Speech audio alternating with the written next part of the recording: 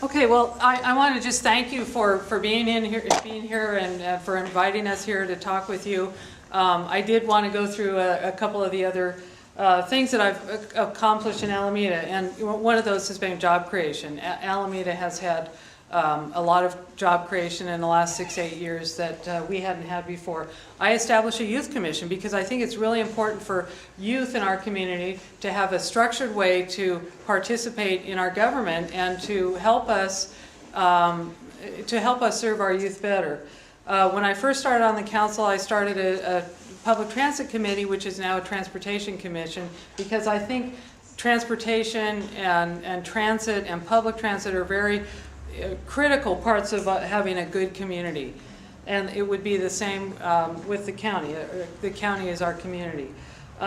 We've improved senior services in Alameda dramatically. That's another, what I've focused on is how do we create a community that's good for everybody. I mentioned the hospital issue, and I just want to let you know, Alameda has its own electric company, and over 80% of our electricity is from renewable resources. So we're one of the most, if not the most green electric utility in the country. Thank you. Thank you. And next we'll have Mr. Lowe. I thank you for making this a pleasure. The one thing I'll say is that I think it's important to make sure that you get counted and you have a voice.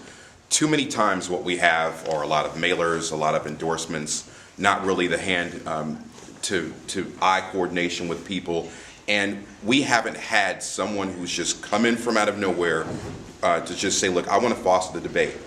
What I'm asking of you folks is to make sure that I can foster the debate. They're both very capable, they're both very qualified people. I think that that's not the issue in this race, and certainly not in this case. I think the issue is vision.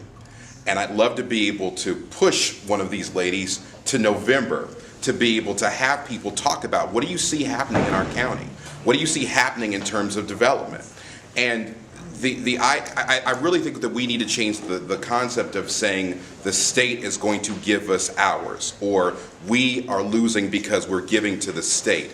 That is a dead argument for the 44th largest county in the country, and we don't even top the 100 in terms of income. We have to reframe our conversation. We have to make sure that we include people, because if I'm the only person running of the 2 districts who isn't involved in government and we lose that aspect, we're going to lose you as citizens to be able to participate in the process. Thank you. Okay, I want to thank you for inviting me. I'd be honored to have your support. I'm the only candidate who's represented this very diverse district, from Oakland to Alameda to San Leandro. There are common things, but there are also things that each area needs. And I'm very proud to have the endorsement in this area of Mayor Young, who's sitting here, Rose Johnson, who runs the Davis Street Community Center, your own councilman, Bill Quirk, school board member in San Leandro, Pauline Cutter, San Leandro council members, Jim Prola and Joyce DeRosiak, Johan Claes, the former assembly member from this area. It shows the ties that I've maintained throughout the years.